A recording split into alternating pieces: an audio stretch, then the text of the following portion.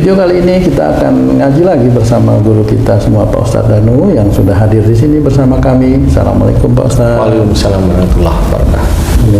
Assalamualaikum Bang. Waalaikumsalam Pak. Kabar sehat? Alhamdulillah. Alhamdulillah. Pak Ustadz, banyak sekali teman-teman saya itu juga suka mengeluh tentang ada satu penyakit tuh Pak Ustadz, yang dibilang penyakit enggak, dibilang enggak, ya sakit, karena hampir sering itu terjadi.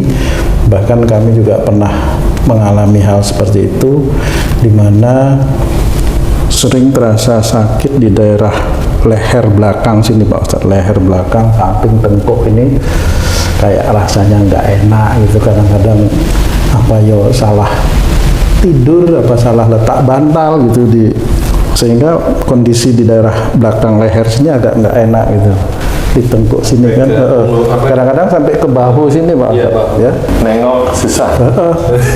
Nengok kadang-kadang susah, Kayak robot ya? Kayak robot gitu. Katanya dibilang salah bantal atau salah tidur, itu kami juga kurang paham. Sebenarnya apakah ada berhubungan dengan satu sifat seperti itu Pak Ustadz? Mohon penjelasannya Pak Ustadz. Ya, bismillahirrahmanirrahim. Assalamualaikum warahmatullahi wabarakatuh. Waalaikumsalam warahmatullahi wabarakatuh. Iya, memang banyak sekali saudara-saudara kita itu kalau udah sakit di leher kanan kiri sampai belakang, sampai ke kepala belakang, pundak, punggung, itu nyalain tidurnya, nyalain bantalnya, disalah-salahin. Padahal selama ini teman-teman itu bantalnya itu kalau dia tidurnya nggak pernah dia bersyukur bahwa bantalnya itu baik, atau tidurnya nyenyak, itu malah jarang sekali bersyukur, jarang itu disyukuri. Tapi pada saat dia lehernya sakit sampai ke tengkuk, sampai ke kepala belakang, sampai pundak, punggung, baru ini bantal apa salah ya, bantalnya kurang enak apa ya, apa harus beli bantal bulu angsa yang empuk gitu, atau serat fiber namanya, seperti itu ya. Jadi kita sebagai seorang muslim tidak boleh menyalah-nyalahkan yang sehari-hari juga nggak pernah kita itu juga merasa seperti itu.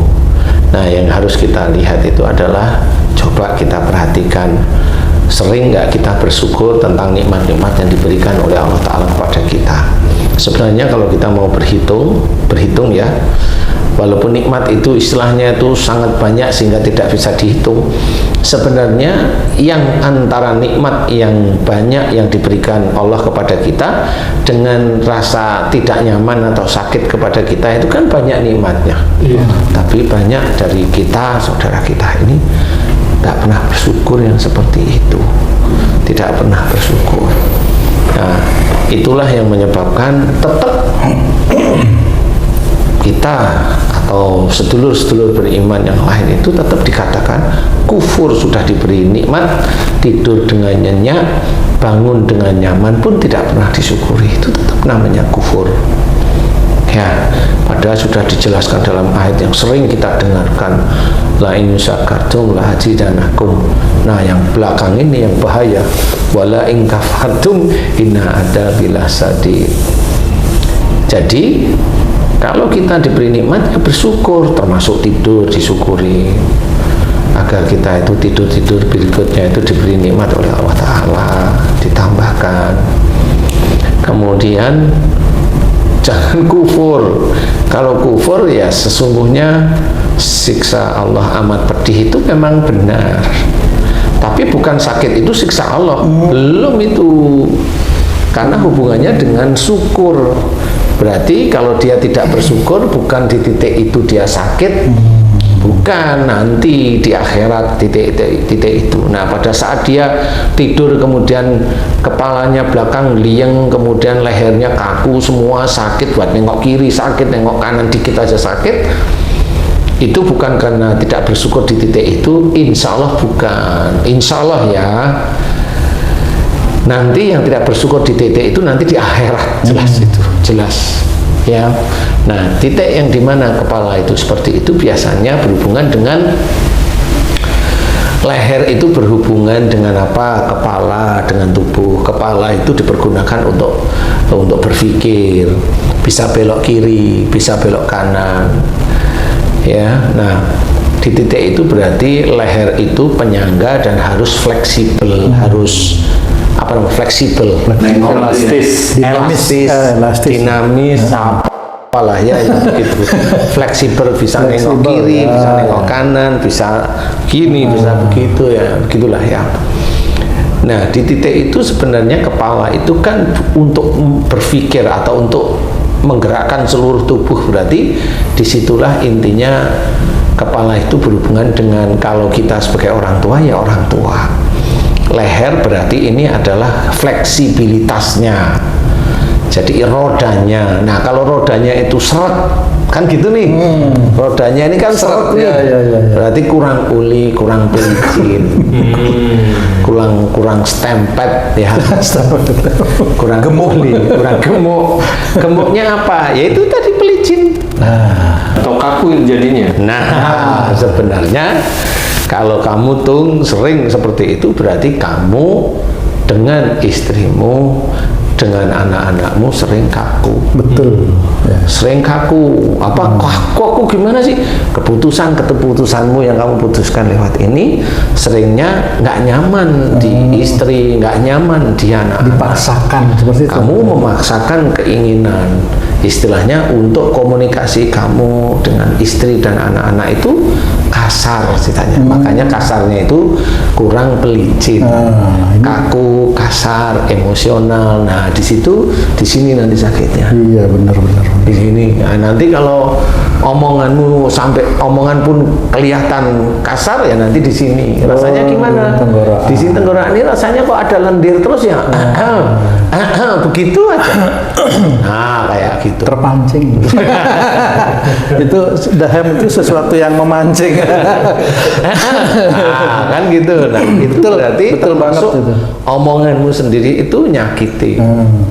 Nah, itu orang nggak akan pernah tahu bahwa itu berhubungan. Siap. Ya, jadi cara bicara di sini karena ini ada pita suara, gitu.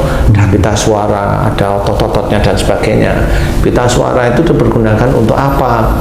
Nada suara, nada bunyi, tekanan, bunyi dan sebagainya itu di sini. Yang lembut gitu ya Pak Ustaz. Ya harusnya lemah lembut, umpamanya kaku, kamu dengan istri, dengan anak, dengan orang tua kaku, ya begitu hasilnya akhirnya. Dan itu nggak bisa hilang, kecuali tobat. Siapapun orang itu yang senangannya itu biasanya cara bicaranya satu, kaku, ada egois, ada emosi, ada mau menang, itu dulu aja. Masalah bener enggak mesti di situ. Di situ sini di sini kaku. Jadi bukan salah bantal, bukan salah tempat tidur. Kenapa itu bukan salah di titik itu? Kalau kita amati, kita mau tidur aja ya. Itu kalau tubuh kita belum nyaman tidur itu kan kita gerak gitu kan. Itu kan sebenarnya tubuh badan kita itu mencari tempat yang paling nyaman sebenarnya. Benar. Mau gini kok nggak enak ya? Gini. Oh agak enak nih. Nah mulai ini diem. Sebenarnya fisik itu sudah mencari, sudah mencari paling enak, sudah di titik enak, disitulah ketemu tidur. Tapi bangun tidur kok sakit, nah itu bukan karena tidak nyaman, bukan, ya memang ada bedanya. Yang jelas bukan tidak bersyukur karena sudah sering puluhan tahun diberi nikmat tidur, bukan di titik itu nanti di akhirat. Waduh, wah tidur pun harus disyukuri, harus. Coba kalau teman-teman yang skizofrenia nggak bisa tidur, minum obat tidur, kan gitu ya. Betul. Nah, ini harus kita belajar bersyukur benar-benar. Makanya setiap hari bersyukurlah tentang nikmat-nikmat yang diberikan oleh Allah Ta'ala. Sebelum tidur kita harus bersyukur terus. Dari mulai kita bangun, sholat, tahajud, kemudian baca Qur'annya, kemudian sholat subuhnya, kemudian itu disyukuri semuanya. Termasuk tidur yang dititipkan oleh Allah Ta'ala kepada kita itu yang nyaman. Insya Allah seperti itu. Jadi jangan kita menyalahkan bantal, Jangan Ji, jadi Haji aku nggak bisa tidur Ustadz. Kenapa? Wah sebelahku ngorok. Janganlah menyalahkan, karena selama ini kan belum pernah cerita seperti itu. Iya, Kenapa betul. sekarang baru cerita? Memang kalau mau nikah aja, nggak usah ngomong nggak bisa tidur.